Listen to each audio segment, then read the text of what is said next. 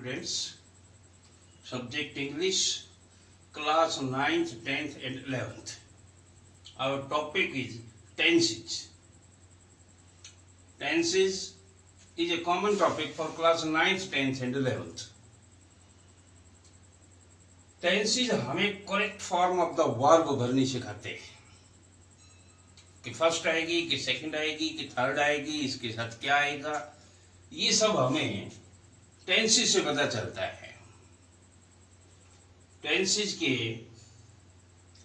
मैं आपको 5 रूल बताता हूं। यदि वो 5 रूल हमें आ गए तो उसके बाद हम बड़ी आसानी से correct form of the verb भर सकते हैं।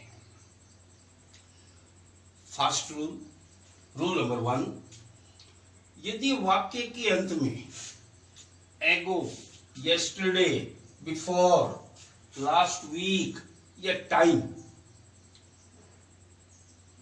दीज 5 वर्ड्स में से कोई भी एक, एगो, यस्टरडे, बिफोर, लास्ट वीक या टाइम हो तो हमेशा वर्ब की सेकंड फॉर्म आती है। क्लियर? यदि वाक्य के अंत में इन 5 में से कोई भी एक अक्षर आया हुआ है, एगो, यस्टरडे, बिफोर, लास्ट वीक या टाइम, तो हमेशा सेकंड फॉर्म करेंगे। For example, I Khalistan bracket में बाई दिस वॉच यस्टरडे, इस सेंटेंस को देखते हैं तो लास्ट में हमें नजर आता है यस्टरडे, जो कि यहां है। अब यस्टरडे है तो हमें पता है कि वर्ब की सेकंड फॉर्म आएगी, बाई का बनेगा bought, BOUGHT। Second, India fight first war of independence in 1857। हम देखते हैं इसमें लास्ट में टाइम आया हुआ है, इसका मतलब है इस सेकंड फॉर्म आएगी, फाइट की बन जाएगी फॉट। ग्रामर में क्लियरली लिखा हुआ है कि if the incident has been occurred, if the action has been done, चाहे वो 5 मिनट पहले हुआ हो, चाहे वो 50 साल पहले हुआ हो, यदि एक्शन हो चुके हैं तो वर्ब की सेकंड फॉर्म आएगी। अब देखिए सेकंड रूल, वर्ब की सेकंड फॉर्म हेड के साथ वर्ब की थर्ड फॉर्म। एरो का मतलब है कि सेकंड फॉर्म आ गई तो हेड के साथ थर्ड फॉर्म आएगी, और यदि सेंटेंस में हेड के साथ थर्ड फॉर्म ऑलरेडी आई हुई है तो सेकंड आएगी।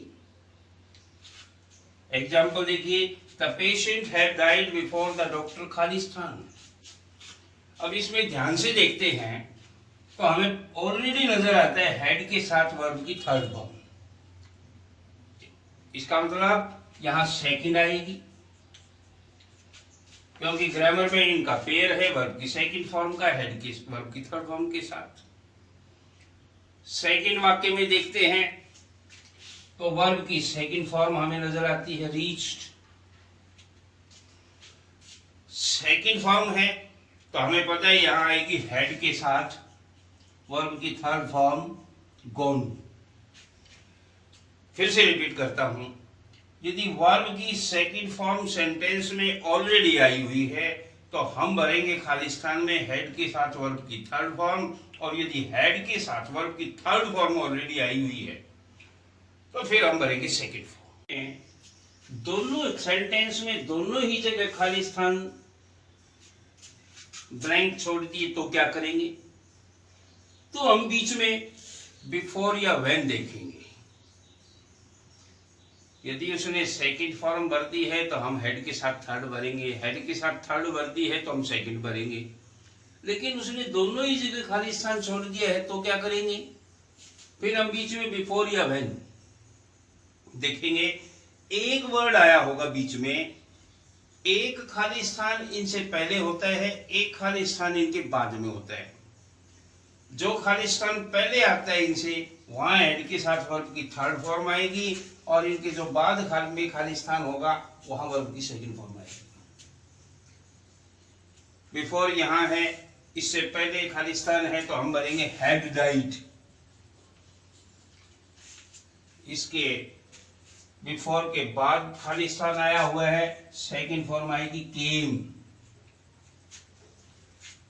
और यदि सेंटेंस में बिफोर या व्हेन नहीं मिले तो फिर हमें आफ्टर मिलेगा, और जब आफ्टर होगा तो ये पलट जाएंगे, पहले वाले खालिस्तान में वर्ब की सेकंड फॉर्म आएगी, और जो आफ्टर के बाद खालिस्तान है वहां एड के साथ वर्ब की थर्ड फॉर्म आएगी।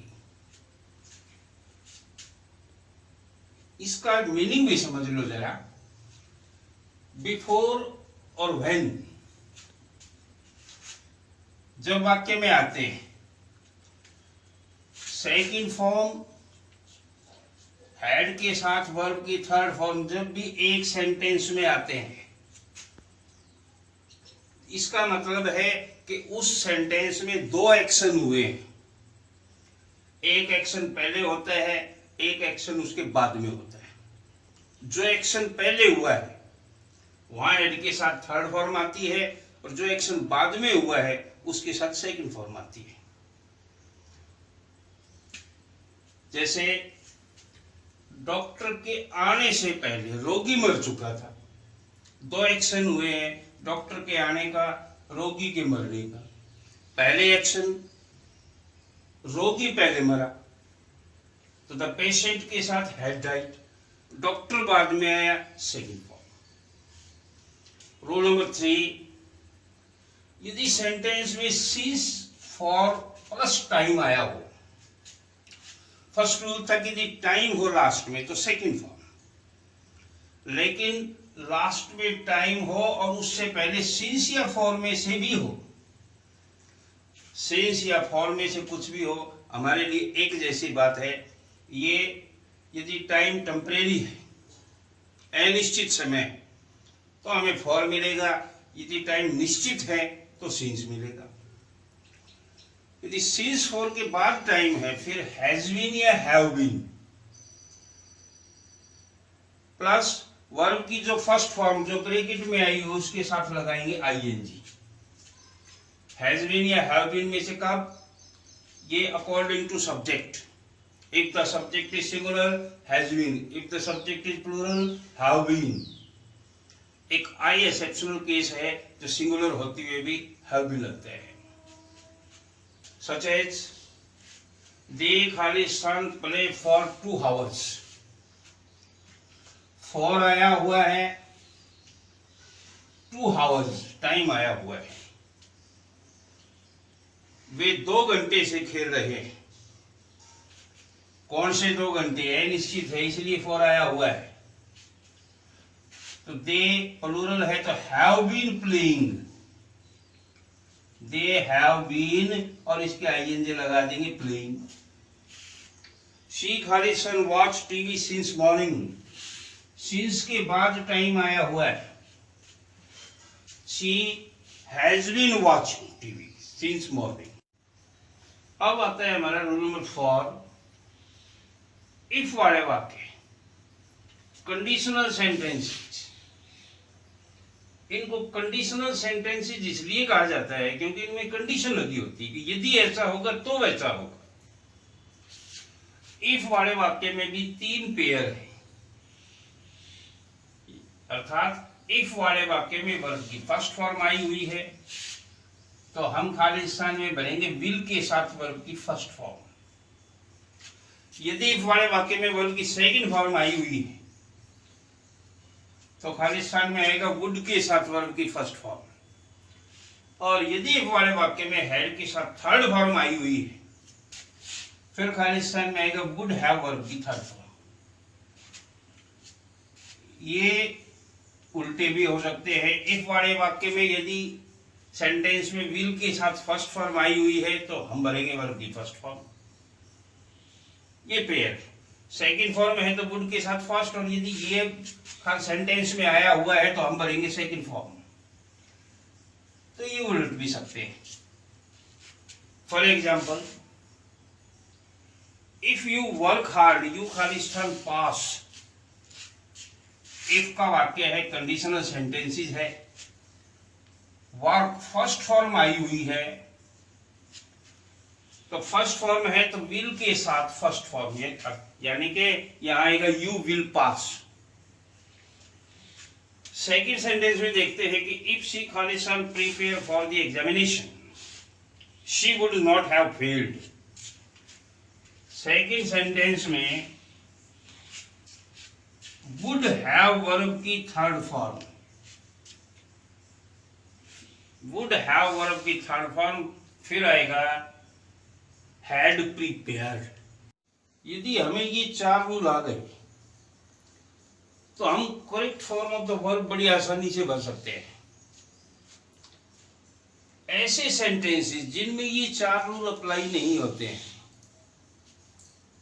जैसे फर्स्ट सेंटेंस में देखते हैं द सन खालिस्तान ब्रैकेट में rise in the east, I Khalistan go for a walk daily.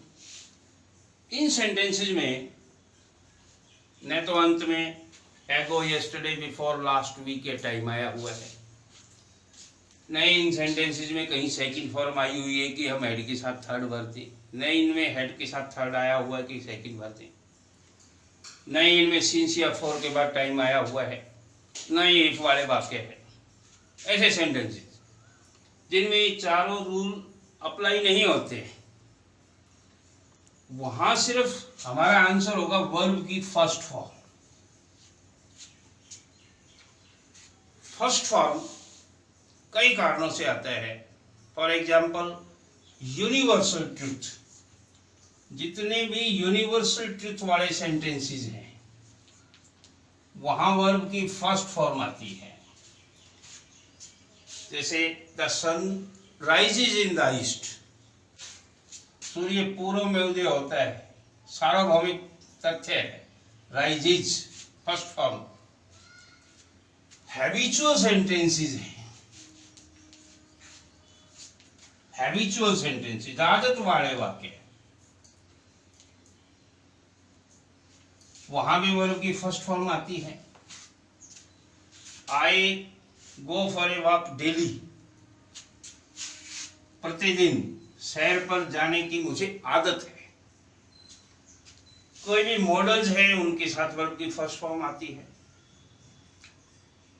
ये चारों रूल्स अप्लाई नहीं होते हैं तो हम वर्ब की फर्स्ट फॉर्म भरेंगे, लेकिन एक बात का ध्यान रखेंगे वर्ब की फर्स्ट फॉर्म भरते हुए कि वो सिंगल आएगी कि उसके साथ एस या ईएस लगेगा, ये चेक करेंगे। तो बेटे यदि subject I, we, you, they and plural ये है तो वर्ब की फर्स्ट फॉर्म सिंगल आएगी, और यदि इनके अलावा है तो एस या ईएस लगेगा। एस या ईएस लगेगा ये हमें पता चल जाता है, जैसे गो तो गोज।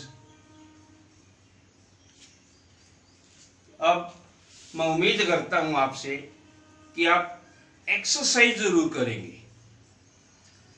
मैथ की तरह फार्मूले आते हैं, जब तक प्रैक्टिस नहीं करेंगे सवाल नहीं आएंगे हमें। उसी तरह ग्रामर के रूल पता है किसी टॉपिक के, और जब तक प्रैक्टिस नहीं करेंगे वो टॉपिक हमें क्लियर नहीं होगा। तो आपको बेटे ग्रामर से कोई भी बुक आपके पास है उसमें से 8-10 वाक्य आपने 2-3 दिन तक जो है करनी है प्रैक्टिस, तो फिर आपका ये टॉपिक क्लियर हो जाएगा। Thank you very much.